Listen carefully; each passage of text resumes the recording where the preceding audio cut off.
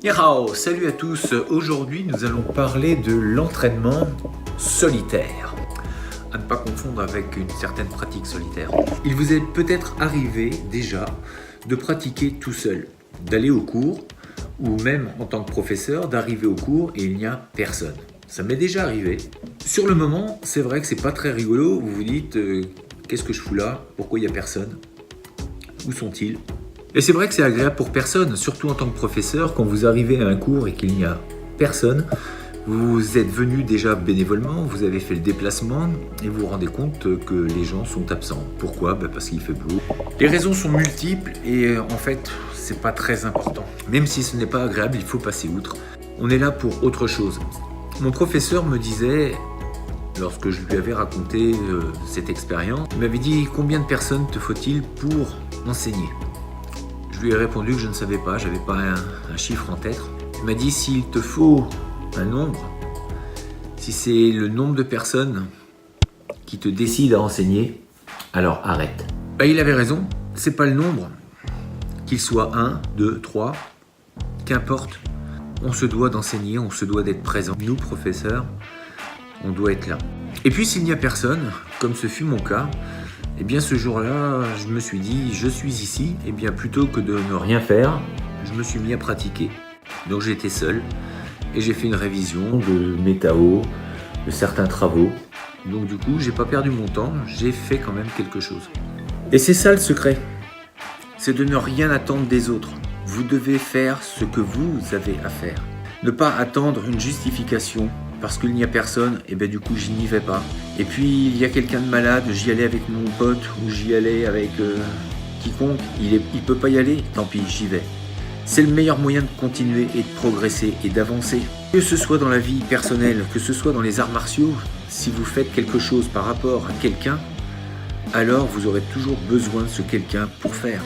Votre vie, vous allez la traverser seul. Donc si dès le départ vous n'êtes pas vous motivé pour faire ces choses, ça va être compliqué, très compliqué. Les autres, bien sûr, nous aident à avancer. Mais la preuve, s'ils ne sont pas là, qu'est-ce qu'on fait? On s'arrête? Non, on peut faire les choses différemment. Et c'est comme ça qu'il faut penser. Pensez simplement à pratiquer et ne rien lâcher. Dans votre vie, c'est pareil. Et puis même quand on se retrouve seul, eh bien on pratique, donc on bouge, on fait du mouvement. À partir du moment où vous bougez et où il y a du mouvement, il y a évolution. Donc vous progressez, parfois vous êtes plus centré sur vous-même puisque vous n'avez pas quelqu'un d'autre avec vous, vous n'avez pas besoin de penser à ce qu'il fait, donc vous êtes vraiment face à vous-même et ça permet de travailler d'autres choses. Enseigner à un petit nombre, ça permet aussi l'humilité. Si on n'est pas capable d'enseigner à une personne, comment prétendre de pouvoir enseigner à 100? Ne vouloir enseigner qu'à un grand nombre, ça développe l'ego. Généralement, si vous êtes un bon prof, il n'y a pas de raison que d'année après année, le nombre augmente. Et pas forcément. Il peut y avoir des années creuses, des années où vous avez beaucoup de personnes et puis d'un seul coup, les gens partent parce qu'il y a des étudiants, donc ces gens vont bouger dans d'autres villes. Donc c'est toujours un renouveau, mais il se peut parfois que des années, il y ait moins de monde.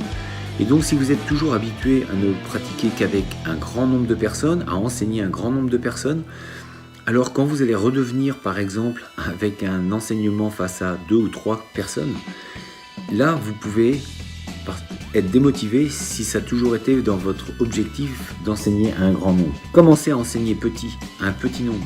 Ce sera la même chose face à un grand nombre.